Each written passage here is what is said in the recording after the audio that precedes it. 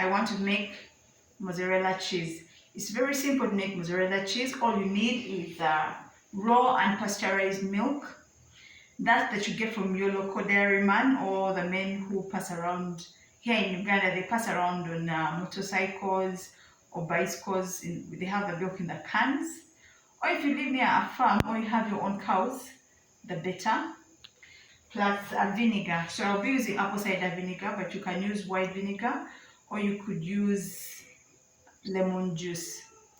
We are going to heat up our milk to a temperature which is more than lukewarm, whereby it's uncomfortable for you to dip your finger in. I'm using 2 liters of milk, and to each I will add, when it has gotten that temperature, I will add half a cup of vinegar.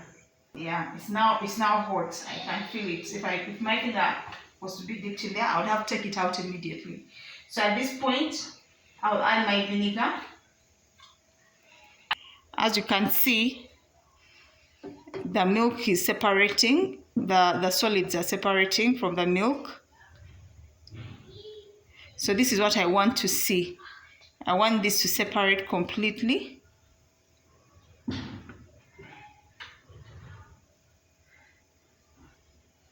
As you can see, it has separated. When I see this, I turn off the heat and I cover it for 5 to 10 minutes. So at this point, I use my sieve to remove my milk solids from the whey. So these milk solids I'm collecting is what's going to make the cheese. This is where my cheese is going to come from. 2 methods of doing this. Either you can boil this water, you can boil this whey, you can heat it up to a temperature that's above 65 degrees.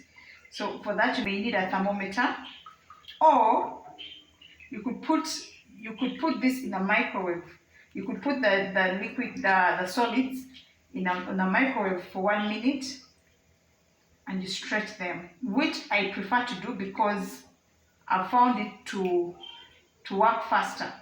Because when you don't have a thermometer, you don't know exactly at what point your water is hot enough. So those are my milk solids. That's what's going to make my cheese.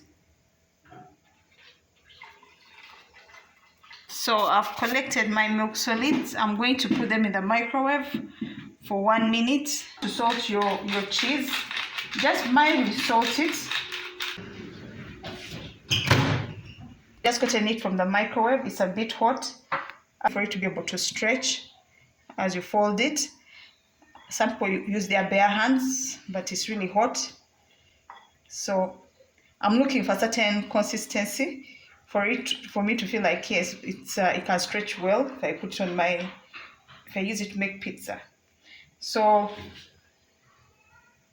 at this level I could leave it, but let me just put it back for 30 seconds. Then I can put it in its water bath.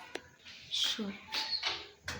So this is the second round in the microwave. I added 30 seconds of the microwave. As you can see how it has stretched out properly. So at this point I'm going to transfer it into I'm going to put it in cold water. It's really hot. If you can handle it with your fingers, you can do it with your fingers. So our cheese is basically ready. So I'm going to put it in the cold water bath so I can shape it. Can be able to shape it. But at this point, the cheese is done.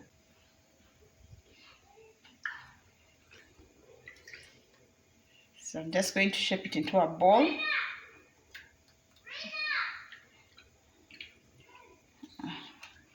And then put it in a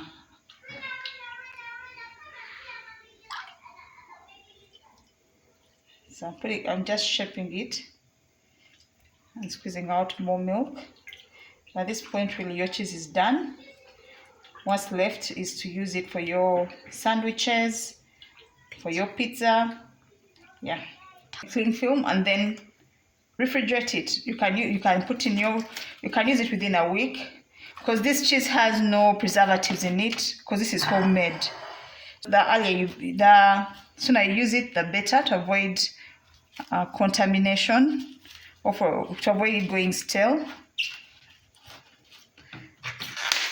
So you could freeze it. You could put it in your freezer and freeze it for a longer time. But if you're going to if you're going to just refrigerate it, I would advise don't put it in the fridge for more than a week.